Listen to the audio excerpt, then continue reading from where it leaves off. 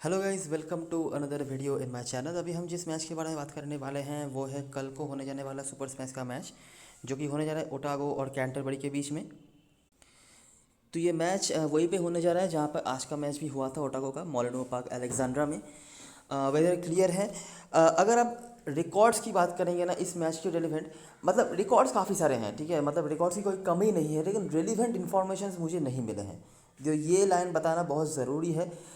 दो तीन प्लेयर्स हैं। अच्छा, वैसे तो आप देख ही सकते हैं कि दोनों ही टीम एक बैटिंग डोमिनेटिंग टीम है, क्योंकि दोनों टीमों के बारे में ही आपको थोड़ा बहुत आइडिया तो होगा फोर्थ ट्रॉफी से ही।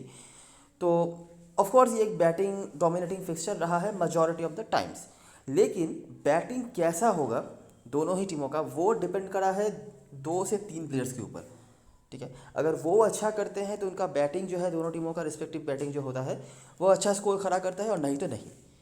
पिछले सीज़न में कैंटरबरी ने अच्छा खेला था, मतलब आखिर के स्टेजेस में आकर उन्होंने काफ़ी अच्छा क्रिकेट खेला था। लगातार मैचेस वो जीते थे और लीग स्टेज में वो सेकंड प्लेस पर उन्होंने ख़त्म किया था। ओटागो उस सूची में चौथे स्थान पर थे। आखिरी पाँच पे भी यहाँ पर कैंटरबरी आपको आगे होती हुई दिखेगी। ये कुछ परफॉर्मर्स थे पिछले सीज़न में। यहाँ पर आपको कैम फ्रेशर का 58 औसत दिख जाएगा। मतलब ऐसा कुछ नहीं है, बहुत बड़े वाले कुछ स्कोरर हैं, लेकिन काफ़ी बार ये नॉट आउट रहते हैं। इसीलिए जहाँ पर भी इनका परफॉर्मेंस आपको दिखेगा, इनका एवरेज आपको हमेशा ही हाई ही दिखेगा। साथ में चैट बॉवेस और जैक बॉयल, सेम नाम, जो अगर आप फोर्थ ट्रॉफी फॉलो करे होंगे तो आपको पता होगा इन नामों के बारे में। ओटागो की तरफ से वही तीन नाम जिनके ऊपर लोग भरोसा दिखा रहे हैं अभी भी, रदरफोर्ड, केली और ब्रूम। बॉलिंग में हालांकि और कैंटरबरी के होकर नंबर्स थोड़े से कम थे। विल विलियम्स और कोल मैककॉन्शी अगर आप सीजन परफॉर्मर की बात करेंगे, और यहाँ से ओटागो के होकर नेथन स्मिथ, डफी, राय, मैक्लिनगन, ये कुछ प्लेयर्स थे। अभी देखने की कोशिश करते हैं और समझने की कोशिश करते हैं कि जब ये दोनों टीमें आमने सामने होती हैं तो क्या क्या होता है। अच्छा, आज जो ओटागो का मैच हुआ था, अगर आपने वो मैच फॉलो करी होगी, आपने देखा होगा कि बहुत ही ज़्यादा अच्छा बैटिंग हुआ था ओटागो की तरफ से। 219 शायद नहीं बनते अगर ल्यू जॉनसन बीच में नहीं आते, लेकिन फिर भी मुझे नहीं लगता कि 170 180 के नीचे कभी भी उनका स्कोर बनने वाला था। किसी भी तरीके से उनका स्कोर 170 180 से नीचे नहीं बन सकता था। जिस तरह का स्टार्ट उन्होंने करा था, हैमिस रदरफोर्ड, नील ब्रूम, निक केली, सभी ने स्टार्ट किया था। बड़ा इनिंग्स कोई खेल नहीं पाए थे, वो अलग बात है, लेकिन स्टार्ट सभी ने किया था। ल्यू जॉनसन हमने हमारे वीडियो में बताया था, अगर आपने सुना होगा, कि बहुत ही अच्छे हिटर ऑफ द बॉल है, और आपने नोटिस करा कि इन्होंने छक्के ज़्यादा मारे थे, चौके मारे थे कम। तो एकदम आइडियल जो है फिनिशर है ये, और उसी तरह का मेंटालिटी भी इनका रहता है, और ये ओपनिंग भी कर सकते हैं वैसे, लेकिन टीम इनको मिडिल ऑर्डर में भेजी जो भी हो। तो बैटिंग इनकी बहुत ही अच्छी हुई थी, लेकिन अगर बॉलिंग की बात करेंगे ना, तो जो एक्सपेक्टेशन जेकब डफी और मिच मैक्लेनगन से था, उसका 10% भी वो नहीं निकाल पाए थे। विकेट एक एक करके मिला था आखिर के मोमेंट पे, लेकिन बहुत ही ज़्यादा खराब बॉलिंग उन्होंने करी थी। यहाँ तक कि बेन हॉर्न, जिनके टी20 में उतने खास कुछ रिकॉर्ड्स होते नहीं हैं, रन नहीं बनते हैं, लॉन्गर फॉर्मेट में ऑफकोर्स बहुत डिपेंडेबल बैट है, उन्होंने भी काफ़ी अच्छी बैटिंग उनके सामने कर दी थी। और शुरुआती झटके देने के बाद भी और सही समय पे विकेट निकालने के बाद भी बहुत ही मतलब दिक्कत में डाल दिया था। ऑफकोर्स मैच पे भी तो ऑकलैंड हमेशा ही पीछे थी, लेकिन 174 तक भी उन्होंने जाने दिया, जो कि मुझे लगता है कि 150 के भीतर उनको रोक देना चाहिए था, जिस तरह की बॉलिंग हुई थी। तो जो भी हो, बॉलिंग में मुझे लगा है थोड़ा इशू रहा है। ठीक है, स्पिनर जो सीजन परफॉर्मर होते हैं, इनके लिए Eenadu kitchen, Michael Ripon, wicket एक एक करके उन्होंने निकाला, लेकिन उस तरह से डोमिनेटिंगली कुछ परफॉर्मेंस इनका रहा नहीं है। पेसर्स में से सिर्फ मैं कहूँगा मैथ्यू बेकन, अच्छी बॉलिंग उन्होंने कराई थी। इकोनॉमिकल भी थे, शुरुआत से ही अच्छी बॉलिंग करवा रहे थे, लेकिन उनके अलावा और किसी की तरफ से बोलने लायक कुछ चीज़ें थी नहीं। ठीक है।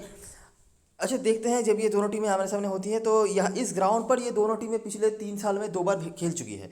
ठीक है, तो ये है पहला मैच जहाँ पर आप नोटिस कर। अच्छा, इस ग्राउंड के बारे में मैंने बहुत सारी चीज़ें बताई हुई थी कि 2017 और 2018 में कैसा बिहेव करता था, और पिछले साल से क्या कर रहा है ये ग्राउंड में बिहेव। तो ये 2017 का जो मैच था, ओटागो का एक बैटिंग कोलैप्स हुआ था, जिसको लीड किया था एलिस ने, और कैंटरबरी ने बड़े ही आराम से चेस कर लिया था। यहाँ पर मैककॉन्सी के साथ फ्लेचर मैककॉन्सी का एक विकेट भी यहाँ पर था। इसको नोट करना, ठीक है। इस ग्राउंड पर जब सेकंड लास्ट टाइम मैककॉन से खेले थे, उन्होंने रन भी बनाया था, विकेट भी निकाला था, डफी का एक विकेट। अच्छा, अभी नोटिस करो, ये मैच तो चलिए सबसे पुराना मैच है। अभी आखिरी 2 सीजन में क्या हुआ है, जो मैंने आपको पहले ही बताया कि दोनों टीमों के होकर 2-3 ऐसे बैट्समैन हैं जिनके ऊपर डिपेंड करा है कि इनका स्कोर कहाँ तक जाएगा। कैंटरबरी के होकर वो रहे हैं चैट बॉयस। ठीक है, लगभग हमेशा ही उन्होंने यहाँ पर स्टार्ट दिया हुआ है टीम को। और ओटागो के तरफ से हैमिस रदरफोर्ड या नील ब्रूम, या फिर दोनों ही। ठीक है। मेजॉरिटी ऑफ द टाइम हैविस रदरफोर्ड ही रहे हैं, नील ब्लूम भी रहे हैं, और जब ये दोनों ही एक साथ चले हैं तब रन्स बहुत ज़्यादा बनाए हैं ओटागो ने। ये चीज़ आपने आज भी नोटिस करी है। तो देखो, ये है पहला मैच, ये हुआ था डनडिन में, जो कि ओटागो का होम ग्राउंड था ये भी। तो चैट बॉयस ने रन बनाया, और फिर से यहाँ पर मर्डॉक और फ्लेचर जैसे मैंने बताया कि हमेशा ही नॉट आउट वगैरह रहते हैं, इसीलिए इनके एवरेज काफ़ी बढ़ जाते हैं। तो इन्होंने यहाँ पर परफॉर्म करा था और स्कोर 184 तक गया, चेस कर लिया था ओटागो ने। जैसे ही ब्रूम और रदरफोर्ड दोनों के ही स्टार्ट आए, साथ में अराडू किचन, एक और ऐसे परफॉर्मर जिनका रिकॉर्ड काफ़ी अच्छा है इस फिक्सचर में अगर आप ओवरऑल देखेंगे तो दोनों के स्टार्ट जब भी मिले तो 189 भी 188 भी चेज हो गया, और वो भी 3 गेंद रहते, मतलब शायद 190 के ऊपर तो आराम से बन जाता अगर 20 ओवर तक खेलते तो। अच्छा, अगला मैच फिर से बॉयज़ का स्टार्ट, फिर से मर्डॉक के रन, फिर से फ्लेचर के 20-25 रन, 172 तक बनाया। बॉलिंग में एक एक करके विकेट किसी ने लिया होगा सभी ने। लेकिन यहाँ पर नोटिस करने वाली चीज़ जो है, ब्रूम और रदरफोर्ड में से कोई भी नहीं चले, और जैसे ही ये नहीं हुआ तो 142 पर निपट गई। किचन यहाँ पर भी कुछ रन उन्होंने बनाया, उसको लीड किया था, जो शुरुआती झटके थे उसको लीड किया था नट्टल ने। उसके बाद अगला मैच फिर से देखिए, रदरफोर्ड ने स्टार्ट लिया तो रन्स 190 तक बन गया। हालांकि यहाँ पर परफॉर्मर कुछ अलग थे, फिनी रिपन वगैरह थे। और ये है आखिरी मैच जब ये दोनों टीमें इस ग्राउंड पे भिड़े थे, तो मैककॉन्ची ने यहाँ पर भी 2 विकेट निकाला था, और आखिरी मैच पर भी आपने देखा मैककॉन्ची के खाते में विकेट और रन दोनों ही थे। यहाँ पर भी खाते में 2 विकेट था, और शायद अगर समझ लीजिए 5-10 रन भी बनाया होगा तो लगभग 60-65 पॉइंट्स उन्होंने दे दिए थे यहाँ पे। सही है। कैंटरबरी का यहाँ पर बैटिंग कोलैप्स हुआ था, नोटिस करो बॉयज़ के रन्स नहीं हैं, तो यहाँ पर मामला निपट गया। फ्लेचर यहाँ पर भी रन से बनाना है उन्होंने, ऊपर भी उन्होंने 20-25 करके रन बनाए हैं, यहाँ पर भी 37 रन। इसको लीड किया था माइकल रे ने।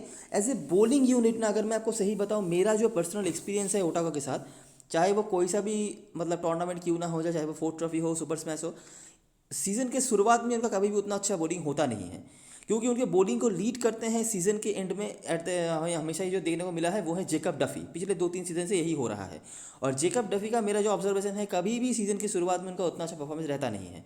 विकेट नहीं ले रहे हैं, मैं ऐसा नहीं बता रहा, लेकिन उस तरह का कुछ नहीं कि अगर आप उनको टीम में नहीं रखेंगे तो आप एक तरफा हार जाएंगे, ऐसा कुछ परफॉर्मेंस नहीं रहता है। लेकिन जैसे जैसे सीज़न आगे चलता जाता है ना, स्पेशली आखिर के मैचेस में जेकब डफी अलग लेवल पे चले जाते हैं, चाहे वो कोई सा भी टूर्नामेंट क्यों ना हो। ठीक है। और ये जो है यहाँ पर जो एक बॉलिंग डोमिनेशन आप देख सकते हैं ओटागो की तरफ से, इसको लीड किया था माइकल रे ने। डफी का भी 1 विकेट था, लेकिन माइकल रे को आपको पता ही होगा, जिस दिन लेते हैं बंचेस में लेते हैं, और ये उन्होंने एक मैच में करा भी हुआ है इस सीज़न में, फोर्थ ट्रॉफी में, जहाँ पर 7 विकेट उन्होंने निकाला हुआ था। तो यही है, 3 उन्होंने यहाँ पर लीड किया था और बैटिंग कोलैप्स हुआ था। उसके बाद अगला मैच, और यह आखिरी मैच जब ये दोनों टीमें खेली थी एक दूसरे के अगेंस्ट में, 167। अच्छा, ब्रूम ने यहाँ पे 50 प्लस स्कोर बना था। एक चीज़ नोटिस करो, जब रदरफोर्ड स्टार्ट दे रहे हैं तब रन्स कहाँ तक बन रहे हैं। ठीक है, जब रदरफोर्ड और ब्रूम में से कोई नहीं चले तब तो आपने देख ही लिया। यहाँ पर जैसे ही रदरफोर्ड फिर से इन्होंने स्टार्ट दिया तो 180 के ऊपर, लेकिन जब रदरफोर्ड स्टार्ट नहीं दे रहे हैं, एक आपने ये जो देखा यहाँ पर एक बैटिंग कोलैप्स वाला सीन, और एक यहाँ पर भी देख लो। देखिए, ब्रूम का 57 था, साथ में नंबर 3 पे केली ने भी रन बनाया, लेकिन रदरफोर्ड का स्टार्ट नहीं है तो रन कहाँ पे आ गया, 167, जो कि चेस भी हो गया। और उसको लीड किया किसने, ऑफकोर्स कैंटरबरी की तरफ से जो लौते प्लेयर हैं वो है चैट बॉवेस। ठीक है। बॉलिंग में यहाँ पर भी विकेट वगैरह थे, डफी के 2, बेकन के 1, और ये कुछ विकेट टेकर्स थे। जो 2 मैच आप नोटिस कर सकते हैं, ये है ये, और बिल्कुल पहला वाला मैच विनर मैच दिखाया। दोनों मैच में बिल्कुल आसमान और ज़मीन का तो फर्क है। यहाँ पर ओटागो का बैटिंग कोलैप्स हुआ था, कैंटरबरी ने चेस कर लिया था लगभग आराम से ही, आप कह सकते हैं। मैककॉन्ची, फ्लेचर और ये कुछ परफॉर्मर्स थे यहाँ पे। और यहाँ पर जो मैच हुआ था, यहाँ पर कैंटरबरी की बैटिंग कोलैप्स हो चुकी थी, फ्लेचर के यहाँ पर परफॉर्मेंस थे, मैककॉन्ची के यहाँ पर परफॉर्मेंस थे, और डफी ने यहाँ पर भी 1 विकेट निकाला था।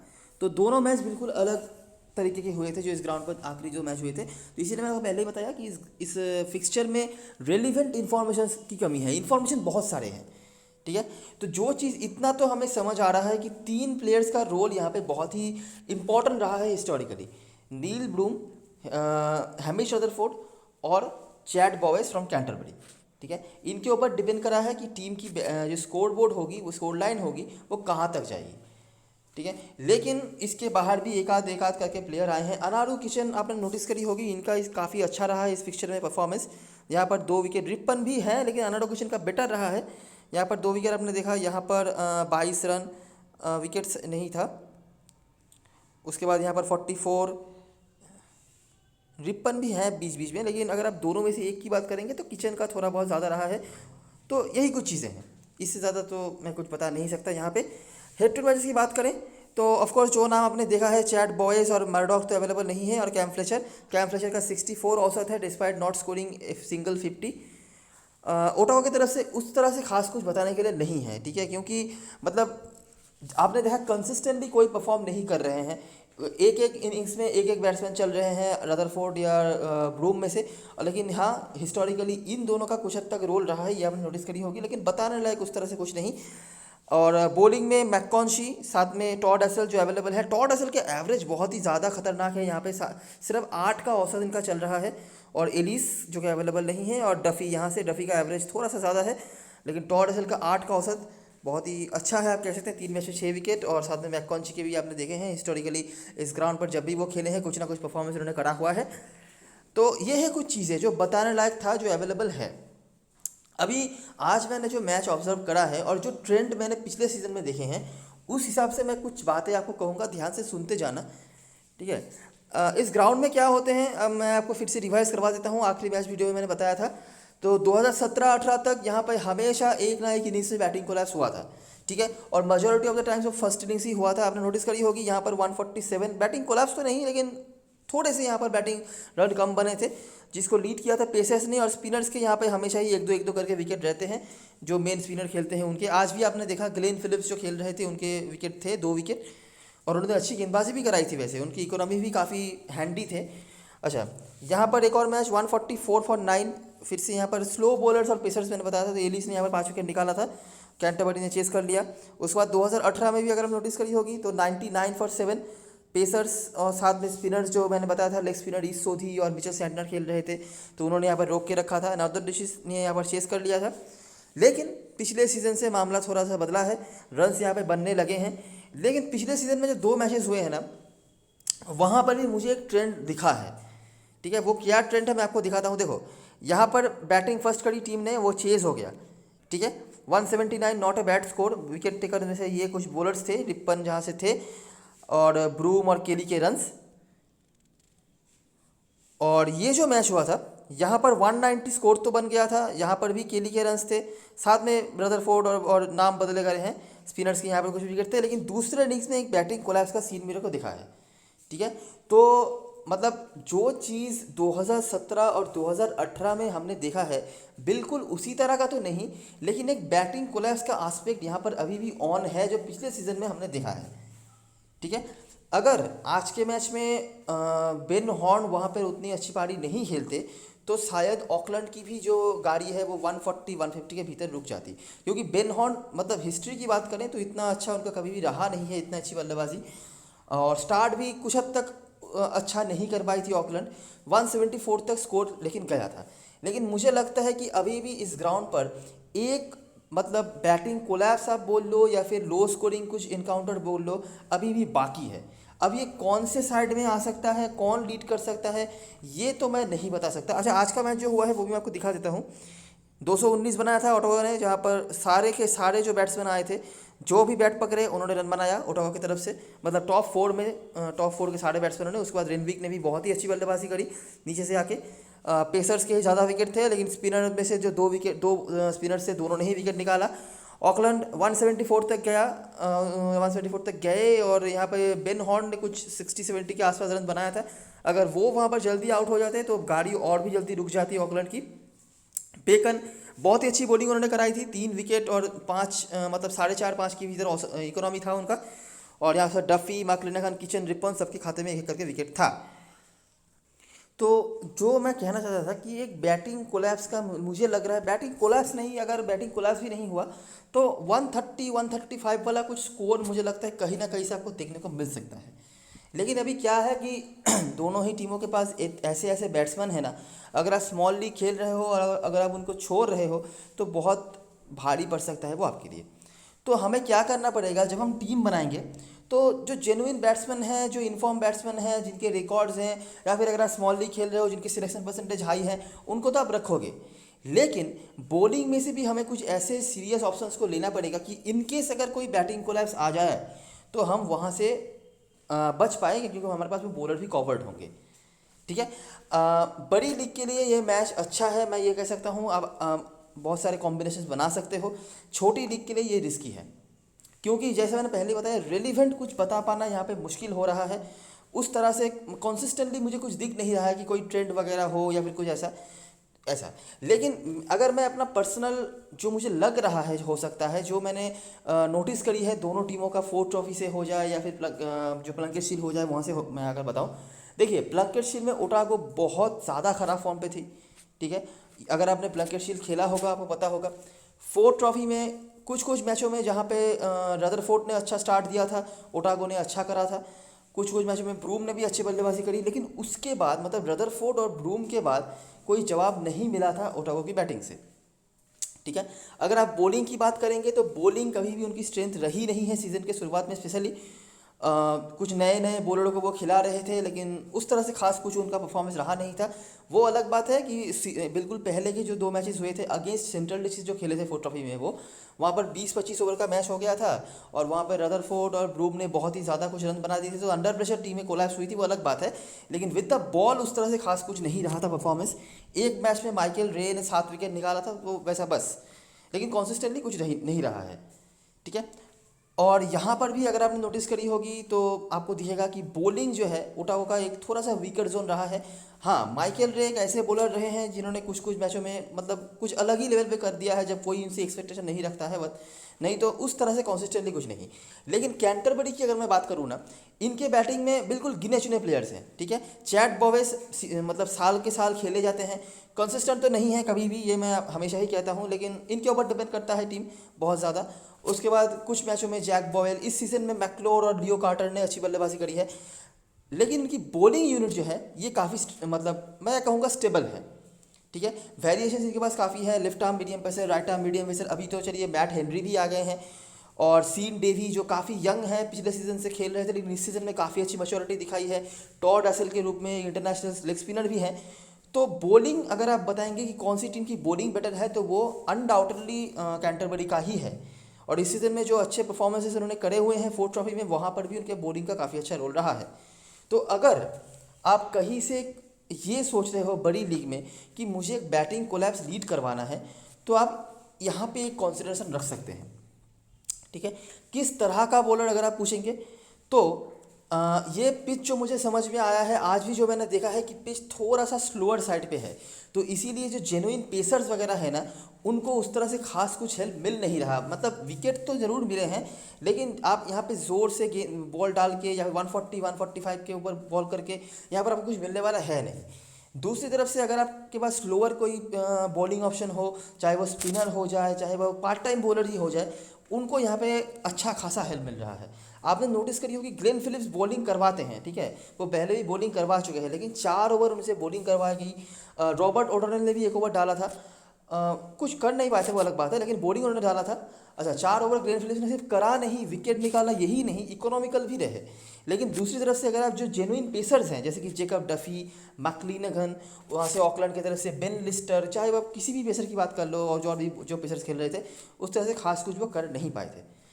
तो मुझे ऐसा लग रहा है कि देखिए, पेसर्स तो आपको रखने ही पड़ेंगे, उनका सिलेक्शन परसेंटेज भी हाई होगा, वो क्वांटिटी में भी ज़्यादा होंगे, तो उनको रखना पड़ेगा। लेकिन स्लोअर बॉलर्स जो होंगे दोनों टीमों की तरफ से, वो आपके लिए एक बहुत ही एक्साइटिंग पिक हो सकते हैं और इम्पॉर्टेंट पिक भी हो सकते हैं। और अगर आपको किसी टीम का बॉलिंग ज़्यादा रखना है तो मैं कहूँगा कि कैंटरबरी के ही बॉलर ज़्यादा रखो। और बड़ी लीग में अगर ये बैटिंग कोलैप्स वाला कोई सीन आपको सोचना है ना, तो वहाँ पर कैंटरबरी के ही बॉलर्स को आप मतलब ट्राई कर सकते हो as a captain vice captain. ठीक है, देखो मैं जो इतनी बातें क्यों कहनी पड़ रही है, क्योंकि रेलिवेंट कुछ भी इन्फॉर्मेशन हमें देखने को नहीं मिल रहा है। जो 2-3 नाम है वो तो मैंने आपको बता दिया, लेकिन आपको 11 प्लेयर्स बनाने पड़ेंगे, आपका टीम कॉम्बिनेशन बनाना पड़ेगा। तो इसीलिए मैंने आपको इतनी सारी बातें कही हैं। पिछले कुछ चीज़ों को मैंने कॉन्सिडरेशन में लेके ये सब चीज़ें बताई हैं, मैं अपने मन मर्जी या कुछ बता नहीं रहा। ठीक है, तो कुछ बेसिस है, कुछ चीज़ें हैं, कुछ एक्सपीरियंस है, उसी बेसिस पर मैंने आपको ये सब चीज़ें बताई हैं। बाकी आपके ऊपर है आपको क्या करना है नहीं करना है। लेकिन मैं इतना आपको ज़रूर बता सकता हूँ, स्मॉल लीग के लिए अगर आप लॉजिकली जाते हो तो ये मैच ट्रिकी है। मैं नहीं कहूँगा कि अच्छा नहीं है या बुरा नहीं है, ऐसा कुछ नहीं कहूँगा, लेकिन ट्रिकी है। ठीक है, और मुझे नहीं लगता, इतना तो मैं कह सकता हूँ, मुझे नहीं लगता कि ये मैच इन्वेस्टमेंट के लिए बहुत अच्छा होगा, इतना मैं कह ही सकता हूँ। लेकिन ट्रिकी थोड़ा होगा, अगर आप कितना क्या रिस्क ले पाते हो उसके ऊपर है। स्मॉलिश शॉर्टलिस्ट की बात करें तो ब्रूम, बॉयस, रदरफोर्ड आपकी टीम में ज़रूर होने चाहिए। ब्रूम का क्या है कि थोड़े से इनकन्सिस्टेंट रहे हैं, ठीक है। जहाँ पर रन बनाया है वहाँ पर काफ़ी ज़्यादा। केली, आपने देखा है इस ग्राउंड में हमेशा उन्होंने रन बनाया है, आपने नोटिस करी होगी। हो सकता है बहुत ज़्यादा नहीं, जैसे कि यहाँ पर 27 रन, यहाँ पर भी 27 रन, यहाँ पर 54, मतलब काफ़ी अच्छा औसत चल रहा है, 27 27 54। लेकिन ब्रूम क्या है कि अगर ये चल गए तो काफ़ी लंबा खींच सकते हैं, यही है। तो इसीलिए मैं दोनों में से एक को लेने को कहूँगा। क्रेडिट का कोई इशू नहीं आएगा, आप किसी को भी ले सकते हो। और अगर दोनों को मैनेज करना है तो थोड़ा आपको मतलब डिसबैलेंस टीम बनाना पड़ेगा, वो मैं आपको आगे दिखाता हूँ। कैम फ्लेचर बहुत इंपॉर्टेंट प्लेयर है मेरे लिए और मैं अपनी टीम में ज़रूर रखना चाहूँगा। केन मैक्लोर, ये बंदा बहुत ही अच्छे फॉर्म पर रहा है, मतलब ऐसे ही अच्छे फॉर्म पर रहा है कि न्यूजीलैंड के ए टीम में भी उनको मौका मिला था, वहाँ पर भी उन्होंने ठीक ठाक करा था। लेकिन इनका जो ऑब्जर्वेशन है ना मेरे पास, वो है ये कि मतलब अगर आप इनको टाइम देंगे, अगर आप इनको मतलब बॉल देंगे खेलने के लिए, तो ये काफ़ी अच्छे प्लेयर हैं, ठीक है। डोमेस्टिक सर्किट मतलब निचले पायदान के जो सर्किट्स होते हैं वहाँ पर भी इन्होंने रन बनाए हुए हैं, लेकिन इनका स्ट्राइक रेट कभी भी 120 के ऊपर नहीं जाता है, अगर आप T20 क्रिकेट की बात कर रहे हैं। और वनडे क्रिकेट में तो चलिए 70 80 यही रहता है, लेकिन रन बना देंगे आपके लिए। तो अगर समझ लो कि बहुत ज़्यादा रनों का टारगेट वगैरह आ गया और इनको बैटिंग के लिए भेजा गया, टॉप ऑर्डर में भले ही आएंगे तो इनके ऊपर प्रेशर बन सकता है। लेकिन इन फॉर्म बैट्समैन है, अगर आपने फोर्थ ट्रॉफी फॉलो करी होगी, अगर आपने प्लंकेट शील्ड फॉलो करा होगा तो पता होगा कि ये बैट्समैन काफ़ी अच्छा है। और एक और जो ऑब्जर्वेशन है केन मैक्लोर के बारे में, कि क्राइस्ट चर्च में उनका जितना अच्छा रिकॉर्ड है उसके बाहर उस तरह से नहीं है। पंट है, इसीलिए मैंने बताया है स्मॉल लीग में लेना ना लेना आपके ऊपर है। फॉर्म पे तो है, बाकी आपकी मर्जी। कोल मैककॉन्शी मुझे लगता है आपकी टीम में होने चाहिए, क्योंकि बैटिंग में ये ऊपर आएंगे। और चैट बॉयस के अलावा और यहाँ पे नीचे फ्लेचर हैं, इसके अलावा कोई तो बैटिंग ऑप्शन आपको लेना ही पड़ेगा, है ना। क्योंकि आप देख ही सकते हैं रन्स यहाँ पर बन जाते हैं, और ओटाको की बॉलिंग भी कुछ खास अच्छी हो नहीं रही है 20 के ओवर्स में से चली। तो उस जोन में जो बैट्समैन आएंगे, जैसे कि कैम फ्लेचर तो एक हो ही गए आपके लिए, कोल मैककॉन्ची हैं, लियो कार्टर हैं, ऐसे बैट्समैन आपके लिए इंपॉर्टेंट हो सकते हैं, ठीक है। तो कोल मैककॉन्ची हैं, साथ में कुछ ओवर बॉलिंग का भी वो करवा सकते हैं। मैट बेकन, आज जितने भी पेसर्स ने बॉल करा हुआ है दोनों टीमों के मिलाकर अगर मैं बताऊं तो मैट बेकन मुझे अच्छे लगे हैं। और फोर्थ ट्रॉफी में भी उन्होंने ठीक ठाक बॉलिंग कराई हुई है, और आखिरी ओवर उन्होंने ही डाला था आज के मैच में, अगर आप नोटिस करी होगी तो। अभी ऐसा भी हो सकता है क्योंकि ऑलरेडी मैच जो है जीत चुकी थी ओटागो, तो इसीलिए मैट बेकन को हो सकता है आखिरी ओवर दिया गया हो। तो ऐसा भी हो सकता है कि कल के मैच में मैट बेकन आखिरी ओवर नहीं करे, लेकिन आज के मैच के हिसाब से ही मैंने इनको रखा है। बाकी तो आपको पता ही है सिलेक्शन परसेंटेज क्या है। उसके बाद विल विलियम्स मस्ट हैव है मेरे लिए, फॉर्म पे भी हैं और रिकॉर्ड्स भी सारे इनके सपोर्ट में हैं। नट्टल और डेवी में से कोई एक, डेवी अभी हो सकता है कुछ लोग लेंगे कुछ लोग नहीं लेंगे, लेकिन अच्छे फॉर्म पर ये भी थे। और नट्टल का तो सिलेक्शन परसेंटेज ऑलरेडी हाई है ही। एसल, किचन और रिप्पन में से कोई दो अगर आप मेरी मारेंगे तो एसल और किचन। रिप्पन को वैसे भी लोग नहीं ले रहे हैं और कुछ खास करा नहीं है। बैटिंग में थोड़ा बेटर उन्होंने करा था किचन से, लेकिन उस तरह से खास कुछ नज़र नहीं आए हैं। लेकिन लेग स्पिनर है, यही एक डरने की बात है। एसल को मैं नहीं छोड़ना चाहूँगा, बाकी आप ये सोच सकते हो कि रिप्पन और किचन में से किसी एक को ही ले सकते हो आप। प्लेइंग 11 की बात करें तो इस तरह का हो सकता है प्लेइंग 11 जहाँ पर बॉयस और बॉयल जो है ओपनिंग करेंगे। केन मैक्लोर नंबर 3 पे आपको दिख सकते हैं, कोल मैककॉन्शी, उसके बाद टॉड एसल। लियो कार्टर फिनिशर का रोल निभाते हैं T20 क्रिकेट में, और यहाँ पर भी वही रोल होगा उनका। कैम फ्लेचर और भी नीचे। तो याद रखना कि नंबर 6 7 तक बैटिंग करने आएंगे दोनों ही जो कीपर हैं दोनों टीमों की तरफ से, वो रेनविक ने आज के मैच में बहुत ही ताबड़तोड़ बैटिंग करी हुई है, तो हो सकता है कुछ लोग उनको लें, लेकिन उनको लेना तभी जब आप ऊपर से कोई किसी प्लेयर को मिस कर रहे हो, नहीं तो उनका रोल कोई ज़्यादा आएगा नहीं अगर सारे प्लेयर्स आप ऊपर से ले रहे हो तो। सीन डेवी एक बहुत ही इंटरेस्टिंग पिक हो सकते हैं आपके लिए, डोमेस्टिक सर्किट में बहुत ही अच्छा उन्होंने परफॉर्मेंस करा हुआ है, बैटिंग भी थोड़ी बहुत कर लेते हैं। उसके बाद एड नट्टल, मैट हेनरी और विल विलियम्स। बेंच पे मिचेल है शायद नाम है इनका, ये भी अवेलेबल है, शायद खेलेंगे नहीं, लेकिन अगर खेलते तो काफ़ी एक्साइटिंग पिक हो सकते थे। थोड़ी सी बैटिंग थोड़ी सी बॉलिंग दोनों ही करवाने की क्षमता रखते हैं, इस सीजन में काफ़ी अच्छे फॉर्म पर वो दिखे हैं, और आखिरी जो मैच हुआ था वहाँ पर भी इन्होंने काफ़ी अच्छी बैटिंग करी हुई है। तो देखना होगा टीम शायद खिलाती है या नहीं, मोस्टली इनको मौका नहीं मिलेगा। ओटागो का तो प्लेइंग 11 पता ही है, आज के मैच में जो उतरी थी टीम वही होगी। कैप्टन वाइस कैप्टन चॉइस की बात करें तो कैंटरबरी के होकर बोवेस और एसर, इन्हीं के बीच में लोगों को आप घूमते हुए देखेंगे। उसके बाद मैककॉन्शी और हेनरी के साथ कुछ लोग जा सकते हैं, लेकिन अगर मैं सही बताऊं तो उस तरह से कंसिस्टेंटली मुझे कुछ दिखा नहीं हेनरी का 4 ट्रॉफी में, जहां पर उनको 10 ओवर की बॉलिंग मिली थी। और टी20 क्रिकेट में मैंने अभी तक तो उनको कुछ खास करते हुए देखा नहीं है। तो हो सकता है इनिशियली मैं इनको अपने टीम में नहीं रखूं, क्योंकि जो ट्राइड एंड ट्रस्टेड वाले ऑप्शन हैं उनको ही मैं ज़्यादा प्रायोरिटी दूंगा नाम के आगे। और उसके बाद फ्लेचर और मैकलोर बैटिंग से, फ्लेचर कैप्टेंसी के लिए नहीं, टीम में ही रख लो, वो सिलेक्शन परसेंटेज हाई है इनका, तो इनको ही आप रख सकते हो। कीपिंग के पॉइंट जो देंगे वो देंगे, और बैटिंग में आपने देखा है जब भी इनको मौका मिलता है 20-25 रन तो बना ही देते हैं। तो बैटिंग से लगभग आप कंसिडर कर सकते हैं 25 से 30 पॉइंट्स ये आपको कलेक्ट करके देते हैं। कुछ मैचों में इससे ज़्यादा भी दे सकते हैं, और कीपिंग के पॉइंट्स तो दे ही देंगे आपको। उसके बाद डेवी और विलियम्स में से कोई एक, अगर आप बॉलर वैसे देखना चाहते हो तो। ओटावा की तरफ से ब्रूम और किचन सेफेस्ट पिक में होंगे। ल्यू जॉनसन को अभी काफ़ी लोग कैप्टन वाइस कैप्टन बना रहे हैं, मतलब टीम में ही नहीं ले रहे थे कोई आज के मैच से पहले तक। तो हमारे पास तो थे पहले से ही, लेकिन आज के मैच के इनिंग्स के बाद एक अलग लेवल पे उनको लोग देख रहे हैं। उसके बाद रदरफोर्ड और डफी और हॉकिंस, अगर आपको रिस्क लेना है तो इनमें से किसी को। और रिपन, किचन को भी आप कंसिडर कर सकते हैं, लेकिन मतलब बहुत ज़्यादा मैं एक्सपेक्टेशन नहीं रख रहा पॉइंट्स के बारे में। हो सकता है 20-25 रन, 1 विकेट, ऐसा ही कुछ हो। अगर हाई स्कोरिंग इनकाउंटर होता है तो हो सकता है कि वो पॉइंट्स जो आपको मिलेंगे 20-25 रन और 1 विकेट, और ऐसा भी हो सकता है इकोनॉमी का नेगेटिव और लेके जाएं, तो वो ज़्यादा मैटर करेगा नहीं। ठीक है, तो ये रही सारी चीज़ें। अभी एक बार देख लेते हैं ड्रीम 11 की टीम। तो ये मेरा बेसिक स्ट्रक्चर है जिनको मैं अपने टीम में शायद ऑफकोर्स रखूँगा। चैट बॉयस, केली, रदरफोर्ड। केली एक कंसिस्टेंट स्कोरर के तौर पे हैं। मैं इतना बता सकता हूँ कि केली कुछ ना कुछ रन्स तो बना ही रहे हैं इस ग्राउंड पे हमेशा। ब्रूम जब बनाया है तब ज़्यादा बनाया है, और जब नहीं तो नहीं। ठीक है, तो अगर आप चाहें तो केली के साथ या केली के जगह पर आप ले सकते हैं। आप, मेरे पास अभी भी 9 क्रेडिट बचा हुआ है, जहाँ से मैं ब्रूम आराम से मैनेज कर सकता हूँ। बाकी टॉड एसल, मैककॉन्ची मेरे लिए पंट के तौर पे मैंने रखा है, क्योंकि बैटिंग तो इनके पास आ ही जानी है, तो नंबर 4 तक बैटिंग करेंगे। और रिकॉर्ड्स इस ग्राउंड पे जब भी उन्होंने खेला है कुछ ना कुछ तो हमेशा करा हुआ है। अनाडो, किचन और रिपन में से कोई है, जैसे मैंने बताया। बॉलिंग में सिर्फ बेकॉन को रखा है, और यहाँ से विल विलियम्स, नट्टल। इसके सिवाय भी ऑफ कोर्स आपको पता है कि जेकब डफी एक पिक हैं। कुछ भी हो जाए 1 विकेट तो वो लेंगे ही। ठीक है, तो ये पकड़ के चलो कि 30 पॉइंट तक ये आपको देखे जाएंगे।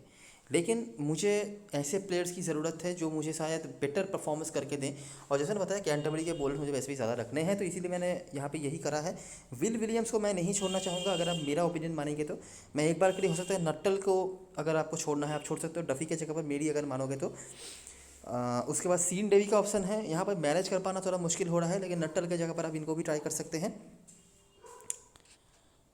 और अच्छा, अभी ल्यू जॉनसन के बारे में मैं कुछ चीज़ें बताना चाहूँगा। ल्यू जॉनसन एक बहुत ही अच्छे हिटर ऑफ द बॉल हैं, ठीक है, लेकिन मैंने उनका जितना ऑब्जर्व करा है, जिस दिन उन्होंने बनाया है रन उस दिन मतलब छोटे मोटे रन्स पे वो गए नहीं हैं, लेकिन जिस दिन नहीं उस दिन नहीं बिल्कुल। इनको मैंने इनिशियली देखा था जब ओटागो ने इनको खिलाया था, हैमिश रदरफोर्ड की इंजरी हो जाने के बाद इनको स्क्वाड में उन्होंने पहली बार रखा था। तो तब मैंने इस 4 ट्रॉफी का एक मैच का वीडियो था, वहाँ पर मैंने बताया था कि ये बिल्कुल हैमिश रदरफोर्ड के टाइप के ही प्लेयर हैं। ठीक है, हैमिश रदरफोर्ड की तरह ही जिस दिन चलते हैं उस दिन बड़ा, और जिस दिन नहीं तो उस दिन नहीं।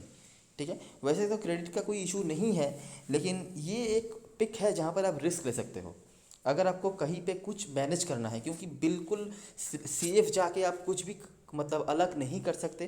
क्योंकि देखो, आपको बैट्समैनों में से कैप्टन वाइस कैप्टन बनाना है, ऑलरेडी आप समझ ही गए होंगे। मेरे लिए इनिशियल जो ऑप्शंस होंगे वो चैट बॉयज़, रदरफोर्ड, यही दोनों होंगे। और थोड़ा अलग हट के जाने के लिए आप शायद किचन या मैककॉन्ची में से जा सकते हो। अभी बात क्या है कि अगर आप बैट्समैन में से कैप्टन वाइस कैप्टन बनाते हैं तो कोई गारंटी नहीं है कि वो 1 बॉल खेलेंगी या 100 बॉल। ठीक है, तो कहीं ना कहीं कुछ ना कुछ तो अलग हट के आपको करना ही पड़ेगा। तो ये स्लॉट मैंने आपके लिए छोड़ा है, आप कुछ भी कर सकते हो। आप यहाँ पे चाहो तो ब्रूम को ले लो, जिनको सारी जनता ले रही है, ओपनिंग करेंगे। और याद रखना, जिस दिन इन्होंने करा है उस दिन काफ़ी लंबे तक गए हैं। आप चाहो तो मैकलोर को ले लो, काफ़ी अच्छे फॉर्म पर हैं, सेकंड बैट्समैन के तौर पे आप ले सकते हो। अगर आप मैकलोर और बॉयज़ दोनों को ले रहे हो तो हो सकता है मैककॉन्ची का रोल थोड़ा सा कम हो जाए, लेकिन क्योंकि मैंने मैककॉन्ची को रखा है तो मैकलोर को मैं इग्नोर कर रहा हूँ। और यहाँ से ल्यू जॉनसन है, और कीपर सेक्शन में रेनविक है। तो ये 3-4 ऑप्शन हैं जिनमें से आप ले सकते हो। ल्यू जॉनसन मैं बता रहा हूँ, अगर इनको ये खड़े हो गए तो ये लंबा खेलेंगे। ठीक है, लेकिन क्योंकि कैंटरबरी की बॉलिंग अच्छी है और बीच के ओवर्स के लिए मैंने इन दोनों बॉलर्स को रखा है, तो मैंने इसीलिए ल्यू जॉनसन को हटा दिया है। ये थोड़ा सा थॉट प्रोसेस है, चलेगा नहीं चलेगा वो तो बात की बात है। और क्योंकि ये स्मॉल लीग कॉम्बिनेशन है तो कहीं ना कुछ तो आपको अलग करना ही पड़ेगा, ठीक है। और इसलिए मैंने पहले ही आपको बता दिया कि बड़ी लीग के लिए मैच अच्छा है, ना ही स्मॉल लीग के लिए। कैप्टन वाइस कैप्टन तो चैट बॉयस और हैमिश रदरफोर्ड, अगर आप मतलब कंसिस्टेंसी की तरफ देखना चाहते हो तो बाकी उस तरह से अगर रिस्क लेना है तो मैककॉन्शी और किचन, ये दोनों ऑप्शंस हैं। किचन मैं वाइस कैप्टन नहीं कहूँगा, कैप्टन नहीं कहूँगा। मैककॉन्शी कंपैरेटिवली बेटर फॉर्म पर रहे हैं और इनको पूरी बॉलिंग भी मिलने वाली है, टीम के कैप्टन भी हैं, इसीलिए। टॉड एसर के बॉलिंग रिकॉर्ड्स काफ़ी अच्छे हैं, लेकिन बैटिंग कहाँ तक मिलेगी यहाँ पर डाउट है मुझे। टीम में तो ऑफकोर्स रहेंगे ही मेरे। बड़ी लीग में आप बॉलरों में से भी ट्राई कर सकते हो, जैसे कि विल विलियम्स यहाँ पर हैं। और कैम ट्रेजर को एक टीम में कैप्टन बना के छोड़ देना, ठीक है। अगर समझ लीजिए लो स्कोरिंग कोई इनकाउंटर होता है तो अगर उनका 30 रन और 2-3 कैचेस के जो पॉइंट्स आएंगे वो आपके लिए काफ़ी फायदेमंद हो सकता है, ठीक है।